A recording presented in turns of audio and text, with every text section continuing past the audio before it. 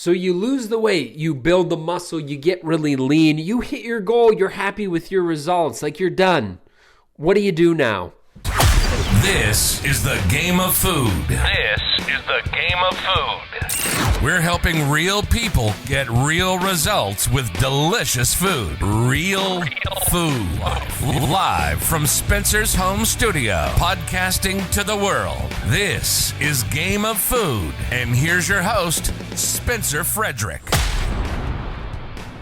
So this is a big one. This is a big one that I hear all the time. This is something that I think probably is something that a lot of people don't understand. And there's some kind of refusal to understand it because people don't want to do health and fitness for the rest of their life. They don't want to really, truly make it a lifestyle. They want to keep it temporary and get back to partying.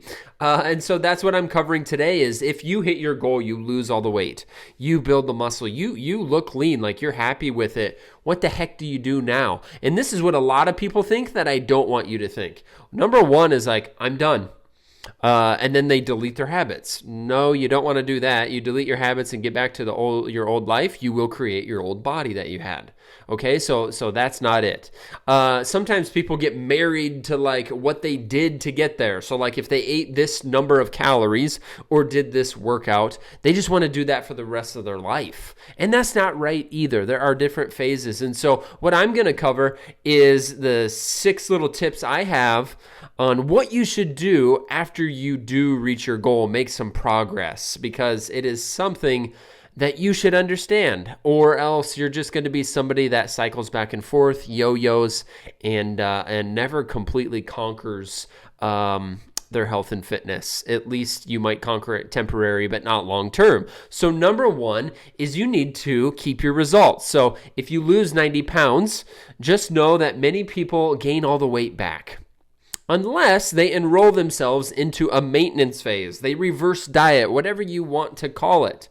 You have to now teach yourself how to keep your results. So you lose 90 pounds, you can't just throw up your hands and like, I'm fixed. I hit the reset button. Hooray, goodbye, every good habit I had. I'm moving on to comfort. No, you can't do that. You have to learn how to keep your results, and you kind of have to earn it. You know what I mean? Like it's a new phase. It's a maintenance phase, and it's something different that you need to learn. Same with like muscle building. I know I'm talking about a weight loss example, but like I've seen people like go on some 12-week transformation. They do build an impressive amount of strength and muscle, and then they push. They let up on the gas pedal a little bit, so to speak, and they start losing muscle.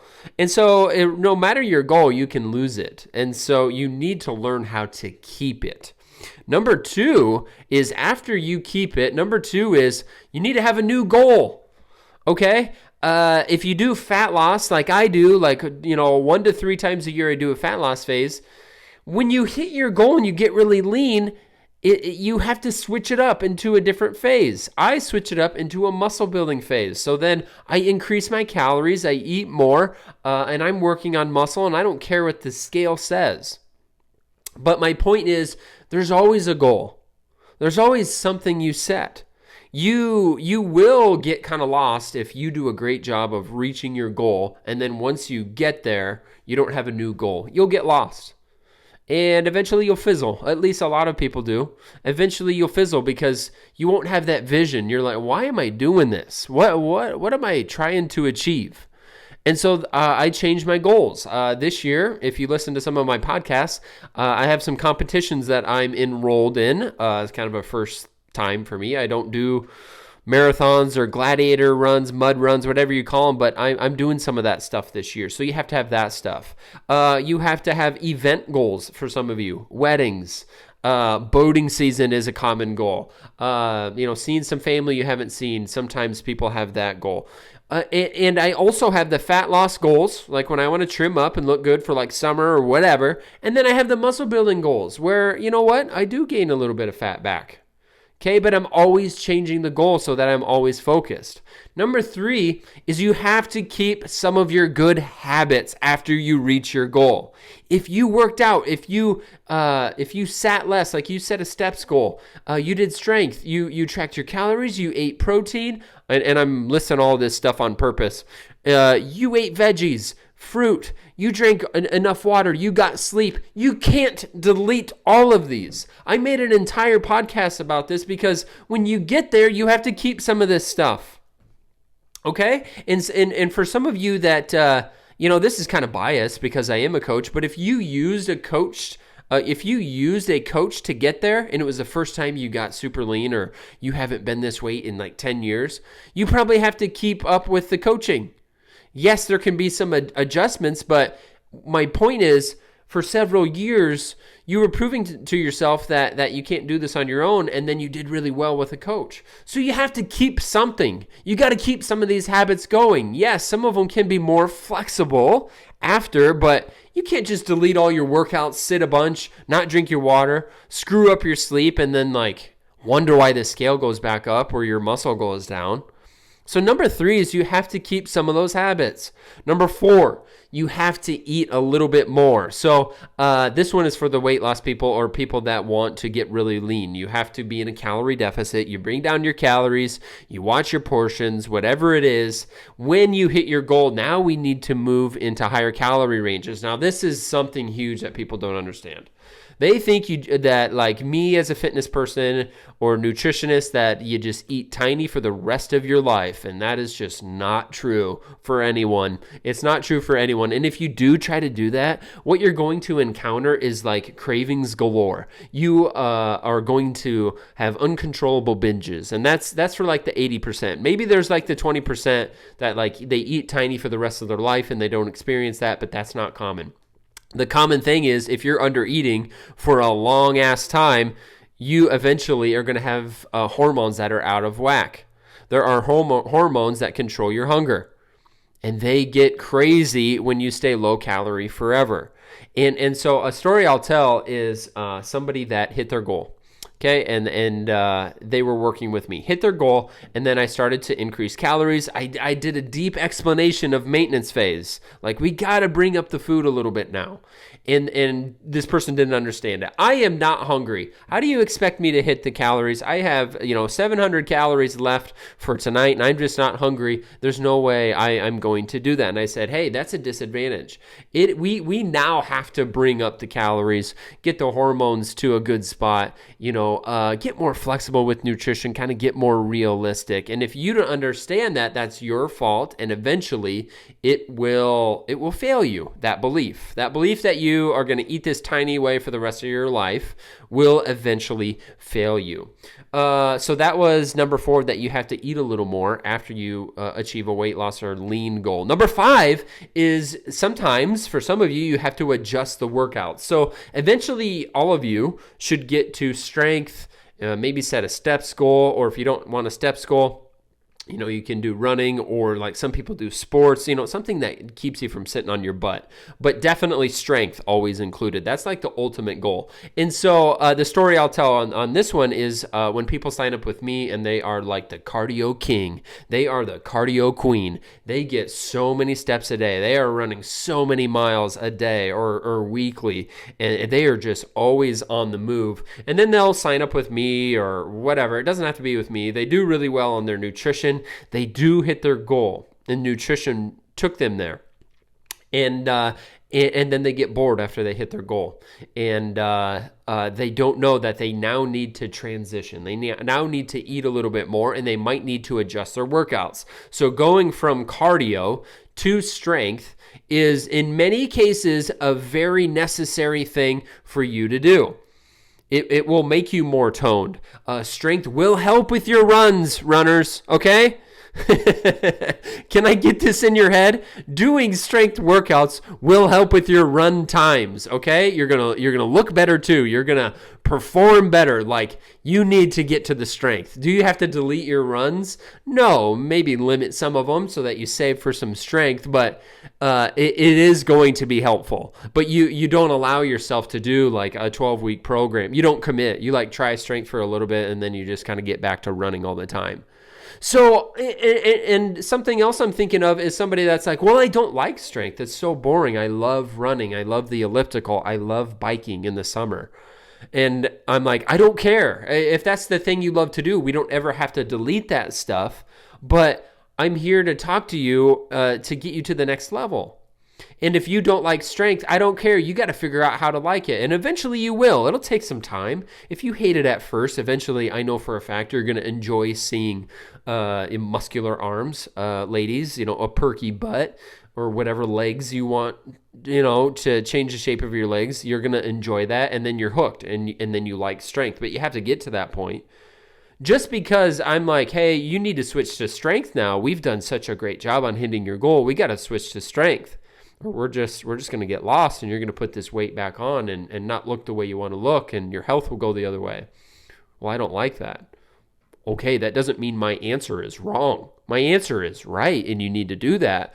But if you don't want to listen, well, there it is. There's your weakness. Okay, number 6.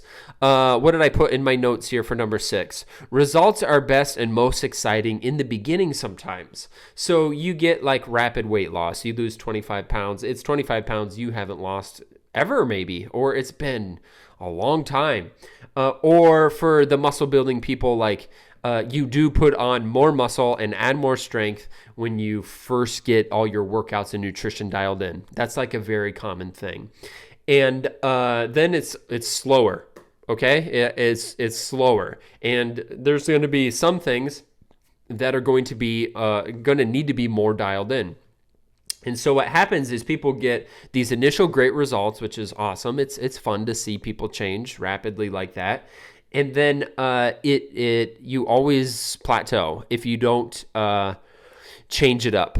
And what I mean is when you do plateau and you don't have those rapid results anymore, it has identified a weakness, a bottleneck that you have to identify. So you might be doing the same exact workouts, or you're eating the same exact way, and you have to change something to start getting results. But it's going to be a little bit slower, and so that's kind of a patience thing or something. I can't even put my finger on that one, but in the beginning it's exciting. But just because it's not exciting anymore doesn't mean you should change back to the way you were doing things before, or you're in the wrong program, got to sign up for something else. That's just how it works. You got to find why you've plateaued and why the results have slowed down, because it's something. Nobody is perfect. Nobody is perfect. So it is something. Sometimes it's sleep. I've seen people that are like eating really good, and they listen to me when they need to eat more or less. They change up the workouts when I tell them to. They do all these things, and then their recovery's crap, and their stress is just through the roof, and that's the bottleneck that is holding them back. And it's different for everybody, okay? So you have to find that. You can't just get whiny that I wonder why my results aren't as good as they were before, okay? Sometimes you'll never get that. I know I haven't. When I started lifting weights, I was a teenager. Hormones were probably a little bit better for some change. I was growing. And so it seemed like every time I walked into the gym, I was a little bit stronger. Same with like my early 20s, mid 20s. There was a period of time where every time I walked into the gym, I could push the weight up more. It was amazing. It was fun. That's not real anymore. But I'm not going to get whiny like, oh, the results are crappy. I'm going to question everything. No. I'm going to find what's holding me back and realize that slow progress is still good, because I don't want to go the other direction. Okay, so I hope this helps. After you reach your goal, there's something else we need to work on, because you're not perfect. And if you don't, you're going to get lost. You're not going to know what to do. It's going to get boring doing the same crap, day after day, week after week, with no vision. The next goal, changing things up, eating more, listening to your metabolism, bringing up your metabolism. I shouldn't say listening to it, bringing it up. Okay? And you know what? I could do this episode weekly. I could say this to people until I'm blue in the face, and they'd still hit their goal and be like, what now do I do? Why are you telling me to eat more? Isn't that like the dumbest thing you've ever said? So just know that I hop on here to help you. I want you to learn this, because this is what I learned. I kind of, I did the fast track. I have the certifications. I have my degree in this field, kinesiology and dietetics. I'm a nutritionist, so I know these things, and it took me a few years of studying. But some of you don't have the degrees, and you're not interested in the certifications, and that's okay, because you're certified in something else. You're smart in some other area that other people need you for. Okay, and so that's what this episode is all about.